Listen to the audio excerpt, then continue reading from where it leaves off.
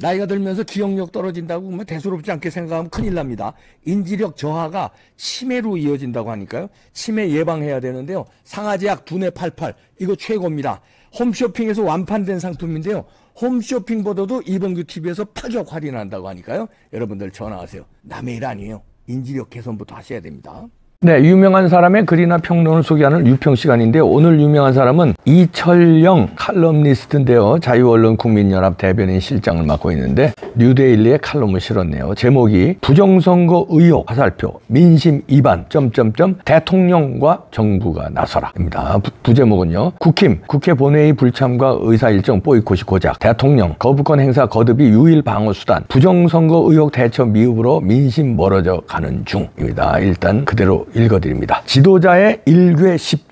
지난 18일 민주당은 국회 과방위에서 방송 3법과 방통위법 개정안을 단독으로 의결했다. 이들의 방송 영구장악 계획이 현실화되고 있는데도 집권당의 본회의 불참과 국회 의사일정 보이콧이나 대통령의 거부권 행사가 고작이니 야구 방식의 원시시대를 보는 듯하다. 일궤 10기라는 고사성어가 있다. 중국 하왕조의 시조 우왕은 종고 경탁도의 5가지 악기를 설치해놓고 신하들이 자신에게 의를 깨우치려면 종을, 가르침을 주려면 북을, 사건을 말하려면 경쇠를, 근심을 말하려면 방울을, 호송을 할 일이 있으면 작은 북을 치라고 했다. 우왕이 이런 신하들을 맞이하기 위해 일궤 20기, 일목 23 착발, 한 번 식사하며 10번이나 일어나고 한 번 머리 감을 때 3번이나 머리를 움켜쥐고 나와 천하의 백성들을 위로했다는 데서 유래한 말이다. 수년간 민심 이반의 요인이 되고 있는 부정선거 의혹은 이미 신뢰를 잃은 사법부의 고무줄잣대의 판결이 아니라 대통령과 정부가 나서서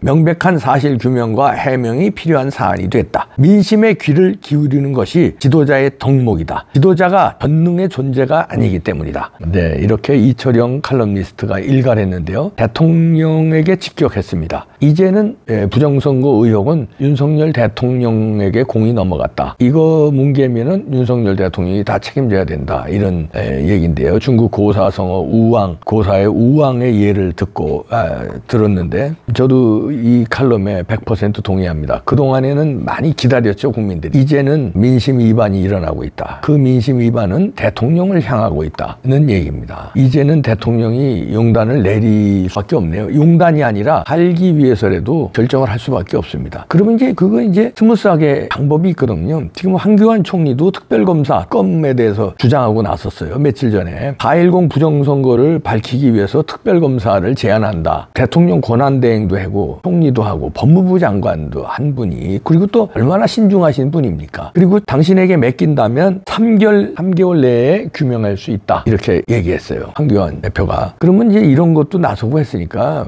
뭐 핑계김에 황교안 대표가 전직 대통령 권한대행이 이렇게 나섰으니까 또 법조계의 선배 아닙니까? 그럼 윤석열 대통령은 못 이기는 체하고 황교안 대표 특검으로 앉혀서 좀 지원하게 조사할 수 있도록 3개월 내에 밝힐 수 있다고 그랬죠? 그럼 한번 해보세요. 3개월입니다. 이렇게 한번 공을 황교안 대표한테 밀어보시죠. 그리고요, 특검이란 거는 우리나라 이제 헌법에 법률에 특별검사 임명 등에 관한 법률이 있습니다. 거기 보면은 제2조에 이렇게 나와 있어요. 법무부 장관이 이해관계 충돌이나 공정성 등을 이유로 특별검사의 수사가 필요하다고 판단한 사건, 이게 특별검사의 수사 대상. 그러면은 박성재 법무부 장관이 윤 대통령에게 이런 걸 제안을 하면 돼요. 법무부 장관이 야, 이거 공정성 이거 훼손됐다. 선거가 여러 가지 증거가 나오고 있다. 특별검사가 필요하다고 합니다.